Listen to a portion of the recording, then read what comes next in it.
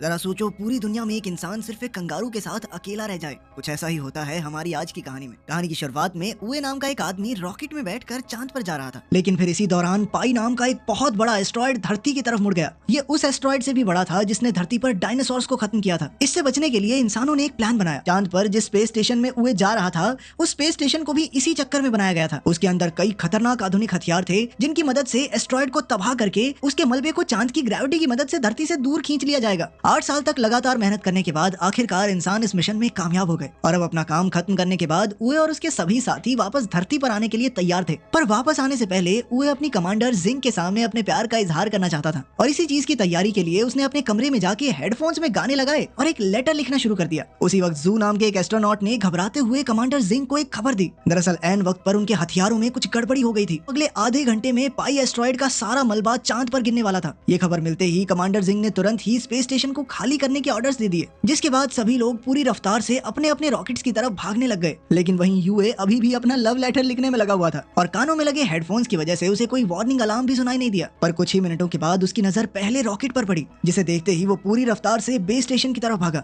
उस वक्त पर वहाँ 6 और रॉकेट्स मौजूद थे, जिन्हें देखकर उए को थोड़ी तसल्ली महसूस हुई। पर तभी अचानक से 5 रॉकेट्स एक साथ ही उड़ गए, जिसके बाद उए के पास सिर्फ एक आखिरी रॉकेट बचा था। उसने अपनी टीम के साथ संपर्क करने की कई नाकामयाब कोशिशें की, लेकिन फिर कोई दूसरा चारा न दिखने पर उसने अपने रोवर को पूरी रफ्तार से भगाना शुरू कर दिया। पर तभी उसके रास्ते में एक बहुत बड़ा गड्ढा आया और उसका रोवर सीधा जाकर उस गड्ढे में गिर गया। जब तक वो उस गड्ढे से बाहर आ पाता तब तक आखिरी रॉकेट भी उड़ गया और अब तक तो उस जगह पर एस्ट्रॉयड का मलबा गिरना शुरू हो गया था, जिससे बचने के लिए उए ने एक दूसरे गड्ढे में छुपने का सोचा। पर तभी मलबे का कुछ हिस्सा सीधा आकर उस गड्ढे में गिर गया, जिसके चलते उए थोड़ी देर के लिए बेहोश हो गया। पर जब उसे वापस होश आया तो उसका मानना था कि धरती से उसे ढूंढना ज्यादा मुश्किल नहीं होगा। पर तभी एक बहुत बड़ा एस्ट्रॉयड सीधा जाकर धरती से टकरा गया, जिस वजह से पूरी धरती तबाह हो गई। अगले 6 महीनों तक उए लगातार धरती से संपर्क करने की कोशिश में लगा रहा और अब भी कामयाबी ना मिलने पर उसने अपनी किस्मत को अपना लिया। खुशकिस्मती से उसके पास अपनी बची हुई जिंदगी बिताने के लिए खाना और पानी काफी मौजूद था। सभी शहीद हुए लोगों को श्रद्धांजलि देने के बाद उए ने अपनी सारी मनोकामनाएं पूरी करने का फैसला किया, जिसमें सबसे पहले नंबर पर कमांडर जिंग के कमरे में कुछ समय बिताना था। पर उसे जिंग के कमरे का पासवर्ड पता ही नहीं था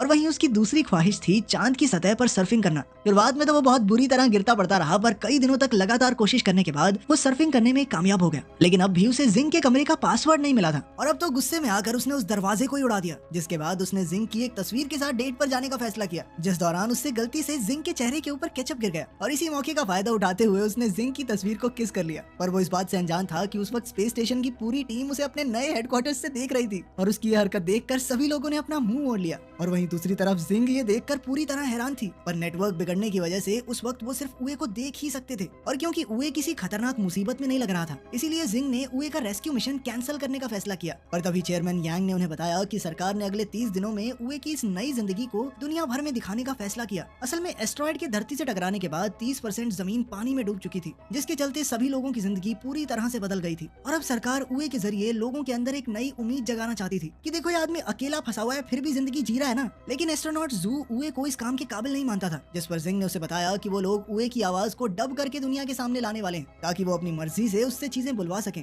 इसके बाद जिंग ने रेडियो के जरिए दुनिया के सामने उए की एक झूठी कहानी रखी, जिसके मुताबिक उसने एक क्रू मेंबर को बचाने के लिए रॉकेट में अपनी सीट छोड़ दी थी और साथ ही जिंग ने दुनिया को उए की नई जिंदगी के ब्रॉडकास्ट के बारे में भी बताया। उधर 196 दिन बीत जाने के बाद उए एक दिन अपनी एक दवाई लेने के लिए वेयर हाउस में गया और वहीं हेडक्वार्टर्स में उए की आवाज को डब करने के लिए फ्लूटिस्ट नाम के एक वॉइस ओवर आर्टिस्ट को बुलाया गया, पर उसे कोई भी स्क्रिप्ट नहीं दी गई। और इस बार जब उए वेयर हाउस में पहुंचा तो उसकी नजर एक नई और अनजान चीज पर पड़ी, जिसे शुरुआत में उए ने एक लड़की समझा और उससे बातें करना शुरू कर दिया। पर जैसे ही वो उसके पास पहुंचा तो उसने देखा कि वो एक हट्टा कट्टा कंगारू था और उसी समय पर जब लाइव स्ट्रीमिंग चालू की गई तो कैमरा सीधा उस कंगारू के चेहरे पर चला गया और इधर सभी चीजों से अनजान फ्लूटिस्ट ने भी कंगारू के होठों के हिसाब से डबिंग करना शुरू कर दिया। जिंग ने फ्लूटिस्ट को रोकने की कोशिश की, पर तब तक बहुत ज्यादा देर हो चुकी थी और कई लोगों ने इस चीज को देख लिया था और अपनी इसी गलती के चलते जिंग और जू को चेयरमैन के सामने पेश होना पड़ा, जहां उन्होंने बताया कि उनकी रिसर्च टीम कॉन्ग नाम के एक कंगारू को बेस स्टेशन पर ही छोड़ आई है। और वहीं दूसरी तरफ फ्लूटिस्ट कोई असली वॉइस ओवर आर्टिस्ट नहीं बल्कि सोशल मीडिया पर अलग अलग चीजों का वॉइस ओवर करने वाला एक इन्फ्लुएंसर था। और अपनी इस गलती के बाद जिंग ने फैसला किया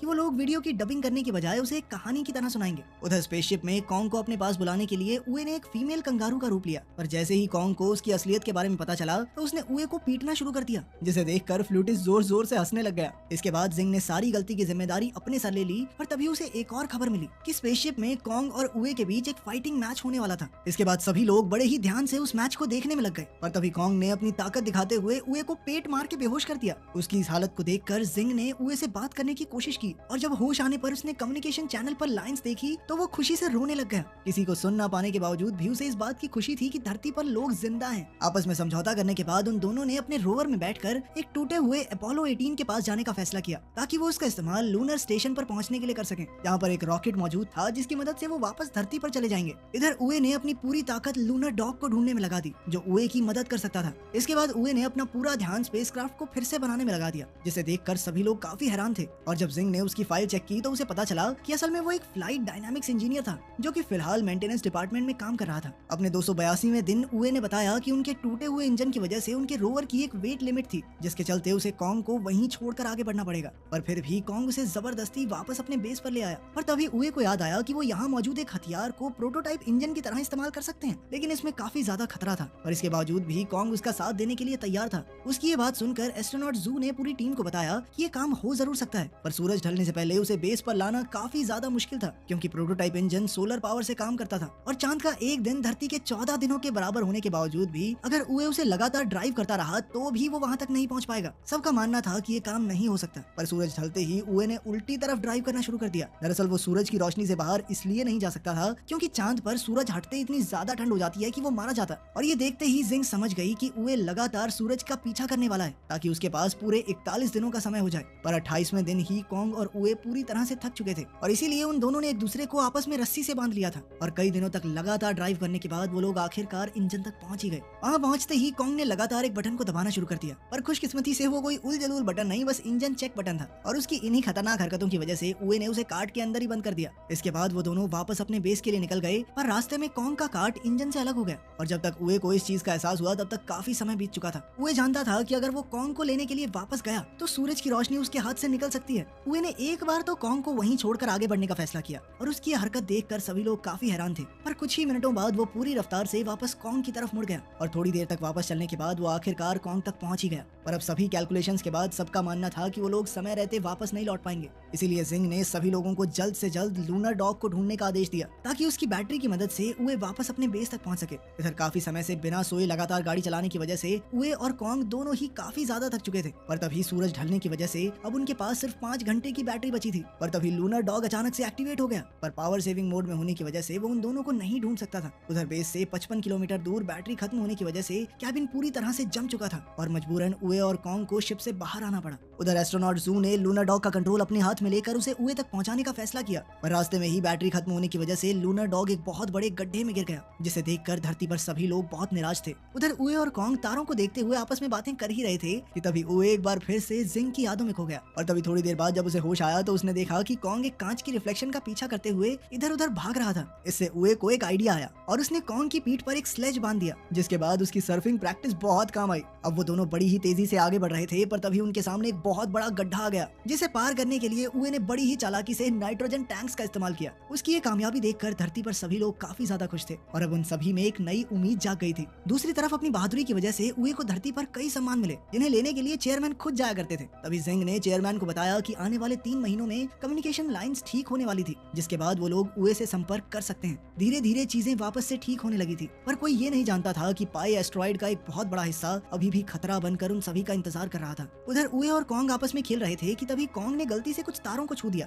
जिसके बाद उए को स्क्रीन पर पिछली बार की तरह कुछ सिग्नल्स दिखाई दिए। ये देखकर अब उए को लग रहा था कि शायद धरती पर कोई जिंदा नहीं बचा है और शायद पहले भी कॉन्ग ने इसी तरह तारों से कुछ छेड़खानी कर दी होगी और तब वो सिग्नल आए होंगे। ये देखकर उए काफी ज्यादा उदास हो गए और उधर जिंग ने अपनी पूरी ताकत से कम्युनिकेशन लाइंस ठीक करने का काम शुरू करवा दिया। कुछ दिनों बाद उए ने कॉन्ग के लिए एक महिला कंगारू का खिलौना तैयार किया और खुद सब खत्म करने के लिए शिप से बाहर चला गया। अब उए बहुत हताश हो गया था, इसीलिए जिंग ने पूरी दुनिया को बताया कि असल में उए क्या महसूस कर रहा है और साथ ही उसने सभी लोगों से मदद मांगते हुए कहा कि अपने फोन की फ्लैश लाइट को चांद की तरफ मोड़ दें। उधर उए जहाज से दूर अपना हेलमेट खोलने ही वाला था कि तभी उसकी नजर धरती से आ रही रोशनी पर पड़ी और ये देखते ही वो अपने घुटनों के बल बैठकर रोने लग गया। थोड़ी देर बाद बेस पर वापस जाकर जब उए ने कम्युनिकेशन बटन ऑन किया तो वो आखिरकार अपने सभी साथियों को सुन पा रहा था, जिन्होंने उसे धरती पर चल रही उसकी लाइव स्ट्रीमिंग के बारे में बताया। पर इसके बावजूद उए कुछ बोल नहीं रहा था, इसीलिए सभी लोगों ने जिंग को उसके सामने सामने खड़ा कर दिया, जिसके हेलो बोलते ही वो काफी खुश हो गया। अगले कुछ दिनों तक सभी इंजीनियर्स ने उए को उसका स्पेसक्राफ्ट सही करने में मदद की, लेकिन खुश तो सिर्फ वो जिंग को देखने के बाद ही होता था।